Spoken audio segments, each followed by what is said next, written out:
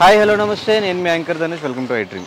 So ఇప్పుడే just Salaar film చూసి మీ అందరికీ నా ఎక్స్పీరియన్స్ని షేర్ చేసుకోవడానికి ఈ వీడియో చేస్తున్నా. ఒక రివ్యూ అనుకోండి సలార్ ఫిలిం గురించి. సో బేసిక్గా ఈ ఫిలిం మీద చాలా ఎక్స్పెక్టేషన్స్ ఉన్నాయి. డే 1 నుంచి ఈ ఫిలిం అనౌన్స్ చేసిన దగ్గర నుంచి కూడా ఈ ఫిలిం కోసం చాలామంది వెయిట్ చేస్తున్నారు. ఇది పోస్ట్పోన్ చేస్తున్న ప్రతిసారి పోస్ట్పోన్ చేస్తున్నారు. ఎందుకు, డేట్స్ ఎందుకు చేంజ్ అవుతున్నాయి, ఈ సినిమాలో ఏమన్నా హిట్ అవుతుందా, ఫ్లాప్ అవుతుందా, ఏం చేస్తున్నారు అసలు అని చెప్పి అందరికీ డౌట్స్ ఉన్నాయి. బట్ మీరు పెట్టుకున్న ఎక్స్పెక్టేషన్స్ అన్నిటినీ సలార్ రీచ్ అయిపోయింది అనమాట. సో ఈ సినిమా ఆల్రెడీ ప్రశాంత్ నీల్ గారు అనౌన్స్ చేశారు. ఉగ్రం అనే ఫిలిం తీసుకుని, ఆ స్టోరీని తీసుకుని అందులో కొన్ని మార్పులు చేర్పులు చేసి కేజీఎఫ్ స్టైల్లో ఈ సినిమా చేస్తుందని చెప్పారు. కేజీఎఫ్ స్టైల్లోనే కాదు, కేజీఎఫ్ నెరేషన్ కూడా మనకి సలార్ సినిమాలో కనిపిస్తుంది అనమాట. సో ఈ ఫిలిం ఎలా ఉంది ఏంటి అనేది రివ్యూ అయితే తెలుసుకునే ప్రయత్నం అయితే చేద్దాం. సో ఫస్ట్ ఆఫ్ ఆల్ నేను ఆ పేర్లన్నీ మర్చిపోతా అని చెప్పి కొన్ని రాసుకున్నాను అనమాట. స్టోరీ విషయానికి వచ్చే స్టోరీ మొత్తం రివీల్ చేయట్లేదు, కానీ కొన్ని పాయింట్స్ అన్నీ కూడా నేను చెప్పబోతున్నాను. అశ్రమంలో తన తల్లి ఈశ్వరరావుతో కలిసి దేవ ఎందుకున్నాడు, ఆ ప్రాంతంలో ఆద్యాను ఎందుకు తీసుకొచ్చారు. ఆద్య అంటే శృతి హాసన్ అనమాట. భారత సరిహద్దుల్లోని కాన్సార్ అటవీ ప్రాంతంలో ఓ రాజ్యాంగం ఎలా మారింది, అండ్ ఆ ప్రాంతాన్ని శాసించే మన్నార్ వంశానికి ఎలాంటి సవాల్ ఎదురైంది.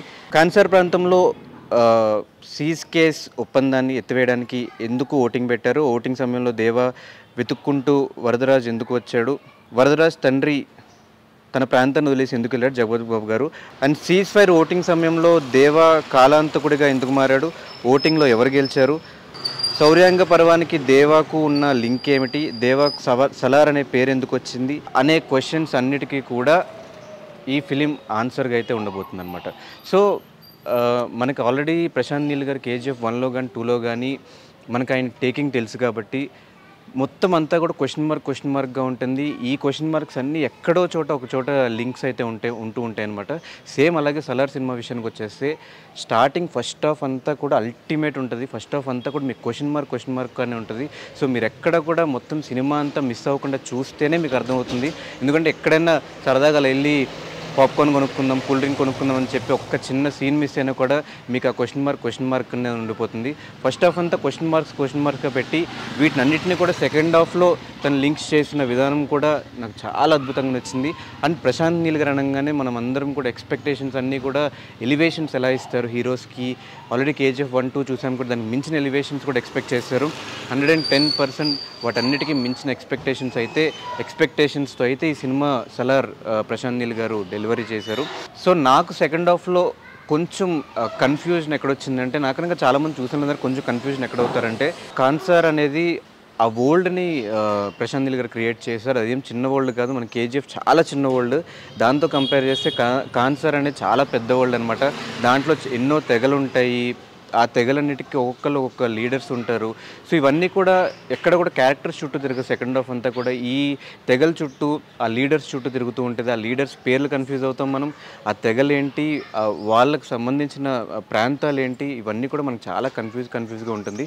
సో ఇవన్నీ కూడా సెకండ్ హాఫ్లో ఇవన్నీ చిన్న లైట్గా వాళ్ళు లీడ్స్ అనేవి వదిలేరు ప్రశాంత్ నీల్ గారు. ఇవన్నీ కూడా సలార్ పార్ట్ 2లో రివీల్ చేసే ఛాన్సెస్ అయితే చాలా ఉన్నాయి. సో పార్ట్ 2 అయితే మనకి క్లారిటీగా అర్థమవుద్ది. ఈ తెగలేంటి, వీటికి ఉన్న లీడర్స్ ఎవరు, వాళ్ళ పేర్లేంటి, ఇవన్నీ కూడా మనం ఆ టైంలో అర్థం చేసుకున్నమాట. అదొక్కటే చిన్న కన్ఫ్యూజన్ ఉంటుంది. మిగతా సినిమా అంతా కూడా అల్టిమేట్ ఉంది. వాళ్ళ పర్ఫార్మెన్స్ ఇరక్కొట్టేశారనమాట. నాకు అన్నిటికంటే ఎక్కడ అర్థం కాలేదంటే, స్టార్టింగ్లో special thanks to rocking star Yash అని చెప్పేశారు. మరి ఆయన సినిమా మొత్తంలో వస్తారేమో అని వెయిట్ చేసి ఎక్కడ రాలేదు. మేబీ ఏమన్నా పార్ట్ 2లో ఉండే ఛాన్సెస్ ఏమైనా ఉంటాయేమో. ప్రభాస్ గారు లుక్స్ వైజ్ కానీ, ప్రభాస్ గారు యాక్షన్ ఎపిసోడ్స్ కానీ అల్టిమేట్ ఉన్నాయి. సో డెఫినెట్గా ఈ సినిమా ఒకసారి చూసే సినిమా అయితే కాదు, ఖచ్చితంగా 2 టైమ్స్ వెళ్ళి చూస్తే తప్ప మీకు ఈ సినిమా అర్థం కాదు. ఎక్కడ బోర్ అనేది కొట్టలేదు. ఫస్ట్ నుంచి లాస్ట్ వరకు కూడా సీట్ ఎడ్జ్లో కూర్చొని చూసే ఫిలిం సలార్. సో సలార్ మీద మీరు ఎన్ని ఎక్స్పెక్టేషన్స్ పెట్టినా కూడా ఎక్స్పెక్టేషన్స్ అన్నిటినీ రీచ్ అయ్యే ఫిలిం ఇది. సో ప్రభాస్ గారికి చాలా రోజుల తర్వాత ఒక మంచి సూపర్ డూపర్ హిట్ అయితే పడింది. ఇది నాట్ ఓన్లీ తెలుగులోనే కాదు, ఎక్కడ రిలీజ్ అయిన ప్రతి చోట కూడా మంచి రెస్పాన్స్ అయితే వస్తుంది. సో ఈ 2023 ఎండింగ్లో ఒక మంచి సక్సెస్ఫుల్ సినిమాతో అయితే ప్రభాస్ గారు ఎండ్ చేయడం జరిగింది.